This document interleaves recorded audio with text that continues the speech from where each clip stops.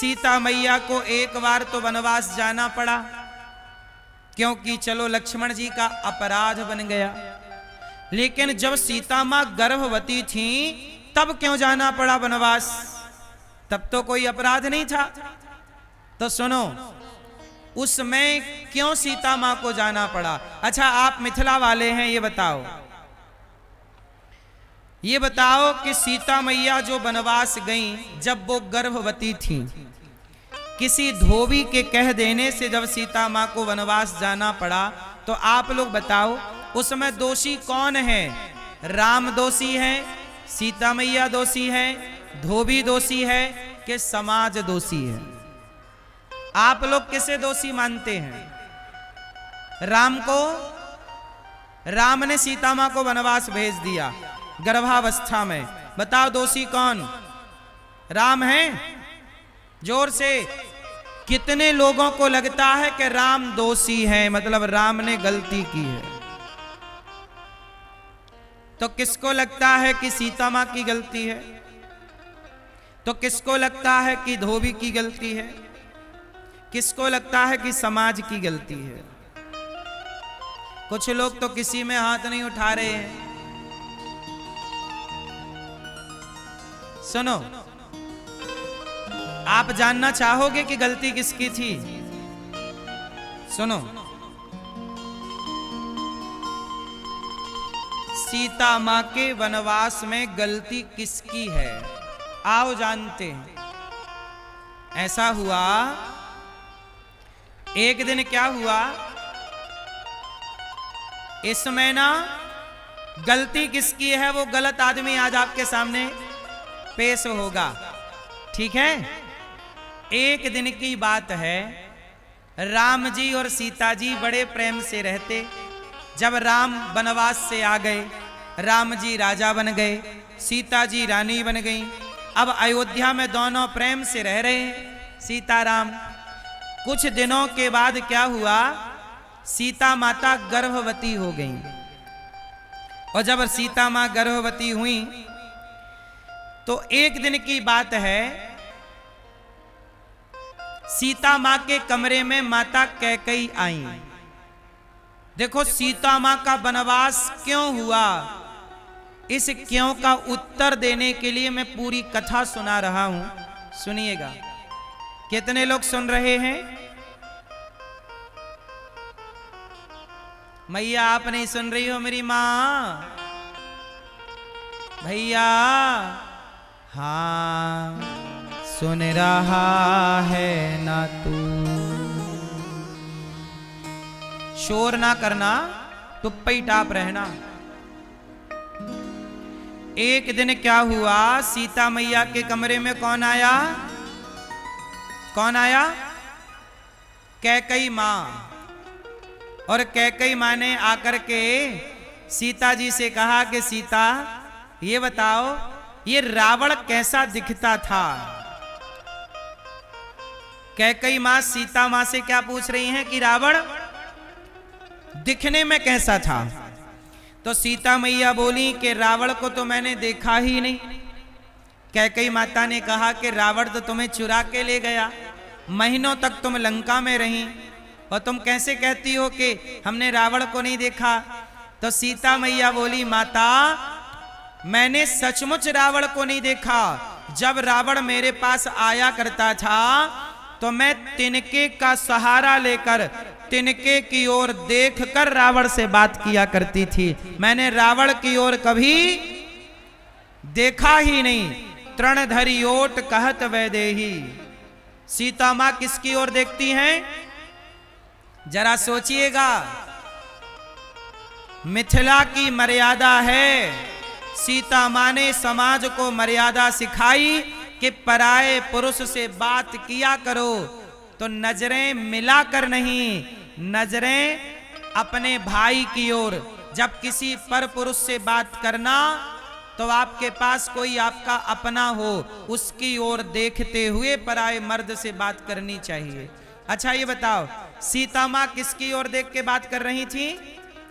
जोर से। किनकी? किसका? तिनका। अच्छा ये बताओ, ये तिनका का सीता मां से क्या रिश्ता है? क्या है? तिनका सीता मां का क्या लगा? अरे तिनका भी जमीन से पैदा होता है और सीता मां भी धरती से प्रकट हुई, तो दोनों का संबंध जमीन से है, तो तिनका सीता मैया का भाई लगा। तिनका सीता मैया का भाई लगा।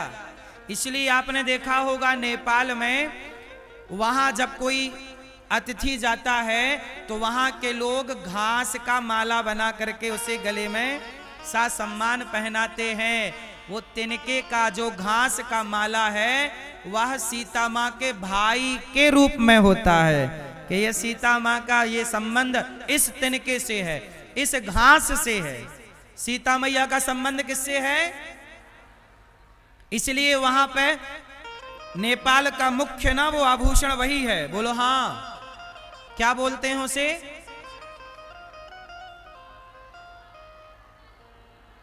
हाँ, मतलब पूरा हरा होता है ना। हाँ,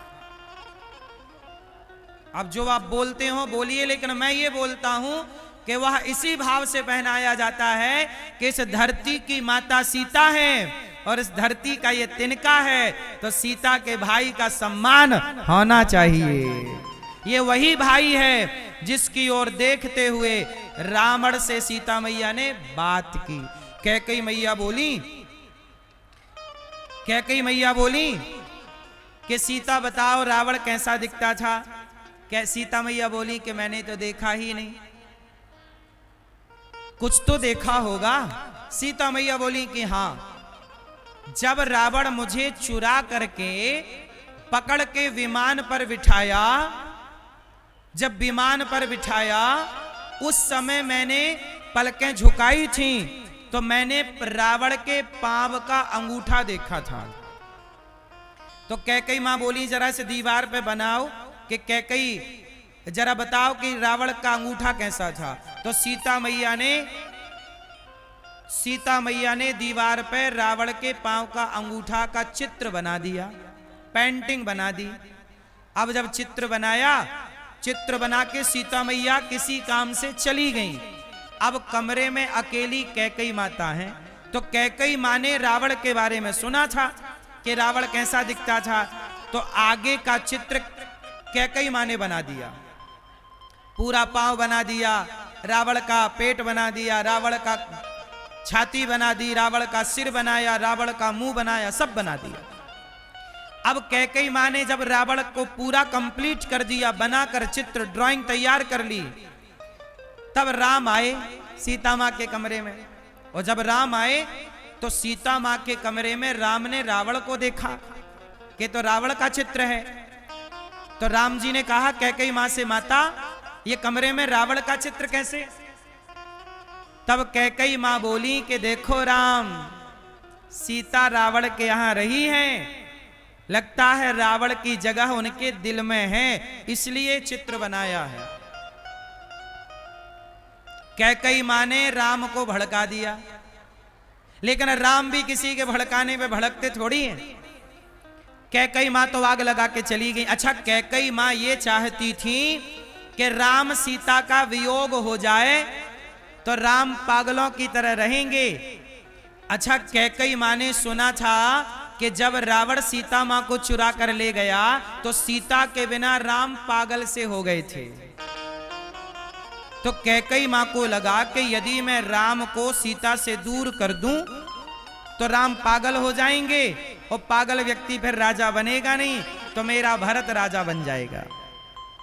तो कैकेयी मैया भरत का रास्ता साफ करने में लगी हुई हैं। अच्छा, अब सीता मैया आई तो राम जी ने सीता मैया से पूछा कि देवी ये आपके कमरे में रावण का चित्र क्यों बना है?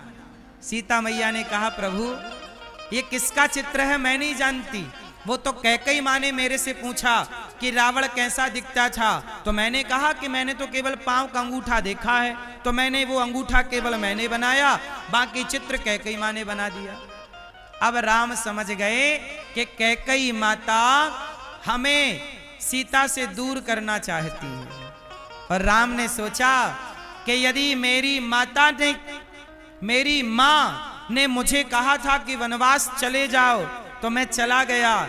यदि मेरी माता सीता से दूर करना चाहती है तो लगता है मेरी माँ का यही मन है। तो राम जी ने सीता जी से कहा कि सीता बताओ तुमने मुझे कमरे में क्यों बुलाया? तो सीता माँ ने कहा कि मैंने आपको इसलिए बुलाया प्रभु कि आप पिता बनने वाले हैं, आप पिता बनने वाले हैं, अर्थात मैं गर्भवती हूं। सीता मैया ने राम को इसलिए बुलाया था ये गुड न्यूज देने के लिए कि मैं गर्भवती हूं, आप पिता बनने वाले। तभी षड्यंत्र कैकेयी माँ ने रच दिया, रावण का चित्र बना के चली गई। अब राम बहुत खुश हुए कि चलो मैं पिता बनने वाला हूं। राम जी ने सीता माँ से कहा कि ये बताओ कि तुम्हारी इच्छा क्या है? सीता माँ ने कहा कि मेरी इच्छा है कि मैं चाहती हूं कि जो मेरे बच्चे हैं मेरे बच्चों पर ये कैकेयी माता की छाया ना पड़े। मेरे बच्चों पर कैकेयी माँ की छाया, क्योंकि ये माँ कैकेयी इसके मन में आपके, मेरे और मेरे बच्चों के प्रति घृणा है। पता नहीं ये बच्चों को कैसे, जब मंथरा कैकेयी को बिगाड़ सकती है तो कैकेयी भी राम के बच्चों को बिगाड़ सकती है। इसलिए माता सीता ने कहा मैं नहीं चाहती कि मेरे बच्चों पर कैकेयी की कोई छाया पड़े। इसलिए प्रभु मैं गर्भवती हूं, जब तक मैं मां नहीं बन जाती आप मुझे किसी संत के पास भेज दीजिए ताकि मेरे बच्चों पर साधु संतों की छाया पड़े, ये कैकेयी माता की छाया ना पड़े। राम जी बोले ठीक है। अच्छा ये तो अंदर की प्लानिंग थी। उसी समय क्या हुआ, एक धोबी की खबर आ गई। उसी समय धोबी की खबर आ गई। धोबी ने अपनी पत्नी को कहा तुम रात को कहाँ रह गई थी? पत्नी ने कहा कि मैं पानी बरसने लगा तो केवट भैया के घर रुक गई थी उनकी पत्नी के साथ। तो धोबी ने कहा कि कोई मैं राम थोड़ी हूँ जो सीता को रावण के घर से आने के बाद भी रख लिया, मैं नहीं रखूंगा। अब ये बात हवा की तरह फैल गई कि रावण के यहाँ से सीता जी आई हैं, पता नहीं सही है कि गलत। अब जरा देखिए समाज ने सीता मैया पर क्या आरोप लगा दिया कि पता नहीं ये सही है कि, जोर से।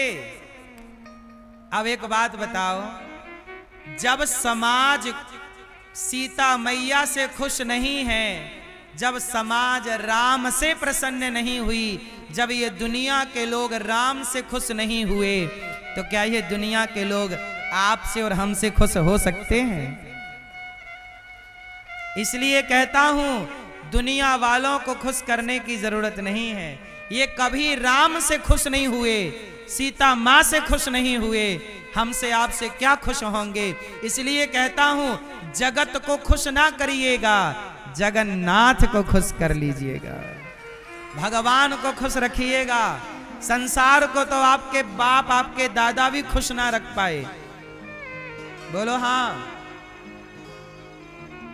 इसलिए संसार अपनी मस्ती से चलेगा, आप अपनी मस्ती से चलिएगा।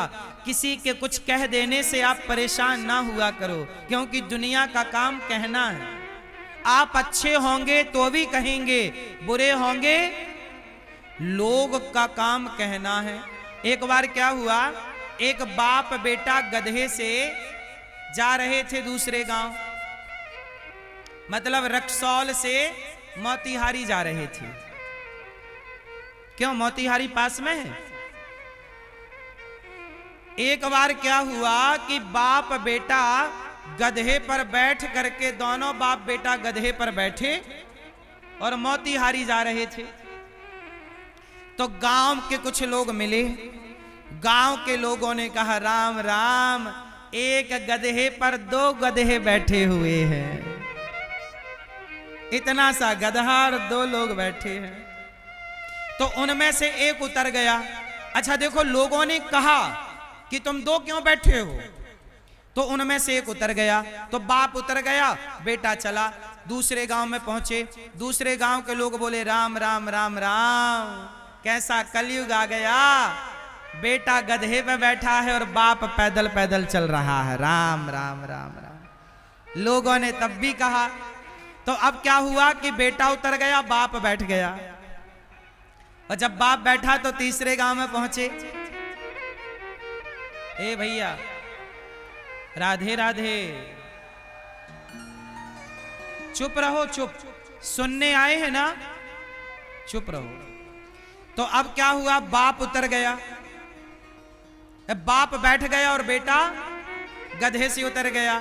और जैसे ही चले तो आगे चले तो लोगों ने कहा राम राम, कैसा निर्दयी बाप है, खुद बैठा गधे पे और छोटे से बेटे को पैदल पैदल चला रहा। तो बेचारे दोनों उतर गए, दोनों। और जब दोनों उतरे तो आगे पहुंचे गांव में, तो गांव वालों ने कहा वाह, जब गधा है तो पैदल क्यों चल रहे हो। अब जरा देखिएगा, दोनों बैठे थे तो भी लोगों ने कहा, दोनों उतर गए तो भी लोगों ने कहा, एक बैठा एक उतरा तो भी लोगों ने कहा। इसलिए लोग क्या कहते हैं इसका ध्यान मत दो, आपका जो काम है वो अपना काम मन लगा के करते रहो। क्योंकि लोग तो कहेंगे, लोग तो कहेंगे, किस किस का मुंह पकड़ोगे। इसलिए बिना मुंह पकड़े किसी का हाथी चला बाजार और कुत्ते लगे। हाथी चलता है, कुत्ते भौंकते हैं। आप भी अपने लक्ष्य की ओर, अपने लक्ष्य को प्राप्त करने आगे बढ़ते रहिए। जिसे जो कहना है कहने दीजिए, समाज की परवाह ना किया करिए। अब सीता मैया को धोबी ने कह दिया कि लो, रावण के यहां रह के आई हैं, पता नहीं कैसी हैं। अच्छा एक बात बताओ, लोगों ने कहा कि सीता जी परीक्षा दे दें, अग्नि परीक्षा तो हम मान जाएंगे कि सीता मां पवित्र हैं। अब सीता मैया ने कहा, राम जी ने कहा दे दो परीक्षा। सीता मैया बोली प्रभु मैं परीक्षा तो दे दूंगी, पर ऐसे समाज में नहीं रहना चाहती हूं जिस समाज का मुझ पर भरोसा ना हो। जहां आप पर भरोसा ना हो वहां क्या रहे। सीता मैया बोली कि अभी बच्चे पेट में हैं, पहले मैं बच्चों को पाल पोस करके संस्कार देकर आपको सौंप दूं, फिर मैं इनकी परीक्षा दूंगी, क्योंकि उसके बाद मैं रहूंगी नहीं। और अभी मैं परीक्षा दूंगी और अभी चली जाऊंगी तो बच्चे भी संग चले जाएंगे। तो इसलिए सीता मां जंगल गई और वाल्मीकि जी के आश्रम में वहां रही। और आपको एक बात और बताऊं, वाल्मीकि जी के आश्रम में जब तक सीता मैया रही तब तक राम जी की पूरी सेना और जनकपुर की पूरी सेना वहां पर सीता मां की सेवा और सुरक्षा में रही है। बाकी अपना स्वावलंबी मां सीता है, अपना काम करती हैं। सीता मां किसी से सहयोग नहीं लेना चाहती, किसी का एहसान लेना नहीं चाहती कि मैं एहसान किसी का लूं, किसी का नहीं। अब सीता मैया जंगल में है और खुद जंगल की लकड़ी काटती हैं, बच्चों को पढ़ाती लिखाती हैं और स्वावलंबी बनाती हैं। राम के बेटे लवकुश हैं। अच्छा, लवकुश के बिगड़ने की संभावना ज्यादा थी कि नहीं अयोध्या में? जोर से थी। कैकई मां का साया पड़ जाता तो बच्चे बिगड़ सकते थे।